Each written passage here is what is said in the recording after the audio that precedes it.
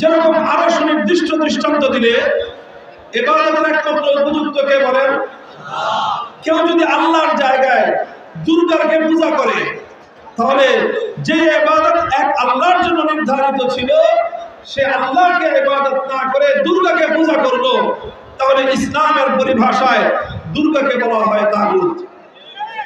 আল্লাহর স্থানে ইবাদত যদি দুর্গার না করে কেউ কালীর করে, সরস্বতীর করে, তাহলে এই সবগুলো হলো তাগুত। আল্লাহর নবীর যুগে লাত, মানাত, উজ্জা, হুবাল এই সকল দেবদেবতার মানুষ পূজা করত। এই সকল দেবদেবতা ছিল সে যুগের তাগুত।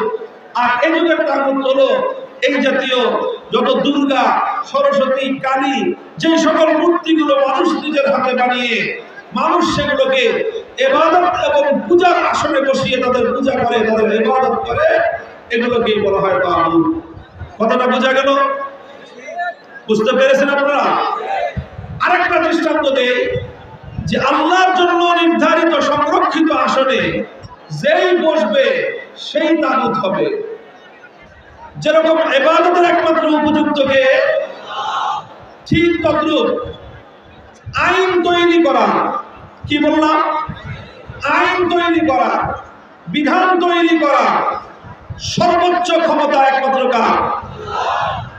বিধান তৈরি করা প্রশ্নহীন ক্ষমতা একমাত্র কার? বিধান তৈরি করবার সার্বভৌম ক্ষমতা একমাত্র কার?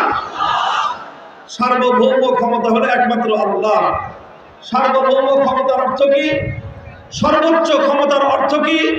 প্রশ্নহীন ক্ষমতা থাকার অর্থ হলো যে বিধান করার পরে বুঝে আসুক বা না আসুক প্রশ্ন করা যাবে না। বিধান করার পরে বুঝে আসুক বা না আসুক সেই বিধানকে বাতিল করা যাবে না। বিধান করার পরে সেই বিধান বুঝে আসুক বা না আসুক সেই বিধানকে কোনোভাবে কটাক্ষ করা যাবে না। এইরকম ভাবে সেই বিধানের বিকল্প কোনো বিধান দেওয়া যাবে না। এইরকম বিধান দেওয়া, আইন তৈরি করার সর্বোচ্চ ক্ষমতাকে বলা হয় সার্বভৌম ক্ষমতা। তাহলে আইন তৈরি করবা এরকম চূড়ান্ত আর প্রশ্নহীন ক্ষমতা একমাত্র কার? প্রশ্ন করতে পারেন, তাহলে মানুষ কি কোনো বিধান বা আইন তৈরি করতে পারবে না? হ্যাঁ, মানুষ পারবে। আইন বা বিধান তৈরি করতে পারবে। মানুষের আইন তৈরি করার এখতিয়ার আছে, ক্ষমতা আছে। তবে মানুষের ক্ষমতাটা সর্বোচ্চ ক্ষমতা নয়।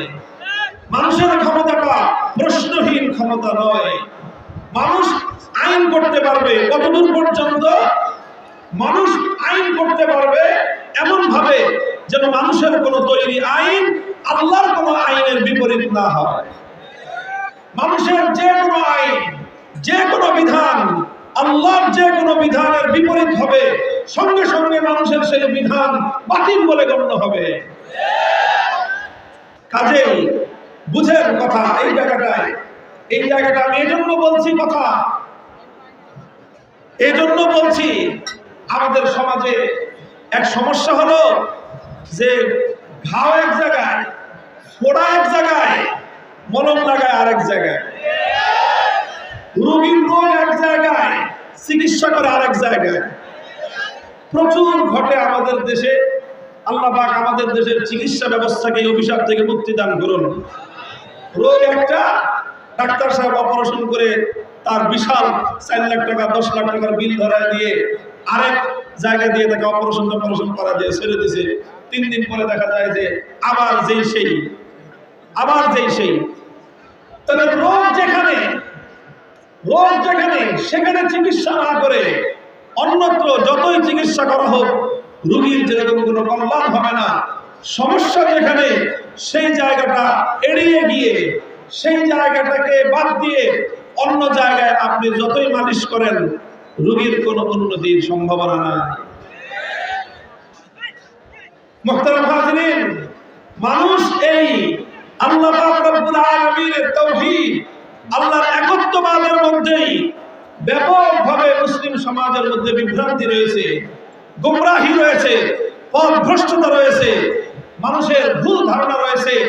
আর এই কারণেই লক্ষ কোটি মুসলমান এমন তারা নিজেদেরকে মুসলিম বলে পরিচয় দেয়, অথচ তারা তাগুতে বিশ্বাসী হওয়ার কারণে তাদের ঈমান আল্লাহর নিকট গ্রহণযোগ্য নয়, বরং তারা বেঈমান হিসেবে, কাফের হিসেবে আল্লাহর নিকট চিহ্নিত।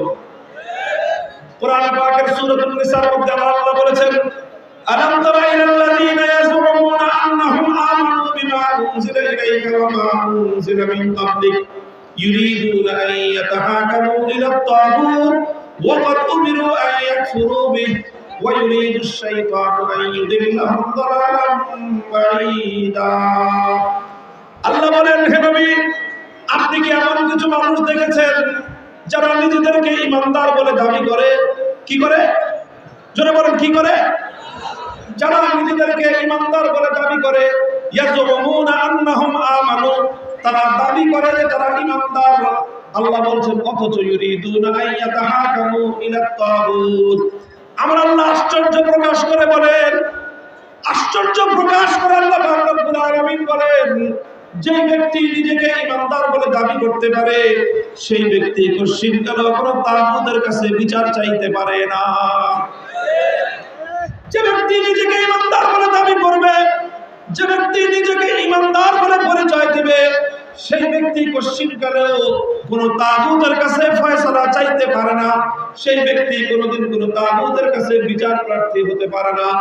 আর যে ব্যক্তি তাগুতের কাছে বিচার প্রার্থী হবে, যে ব্যক্তি তাগুতের বিধান মানবে, যে ব্যক্তি তাগুতের আইনকে মেনে নেবে, তাগুতের আইনকে যে ব্যক্তি শ্রদ্ধা করবে, তাগুতের আইনের উপর যে ব্যক্তি বিশ্বাস স্থাপন করবে, সে হাজী নাম ধারণ করতে পারে, গাজী নাম ধারণ করতে পারে, ডবল হাজী, ট্রিপল হাজী, চৌবল হাজী নাম ধারণ করতে পারে, কিন্তু ঈমানদার হতে পারে না। এরকম বহু বেঈমান হাজী আছে আমাদের সমাজে।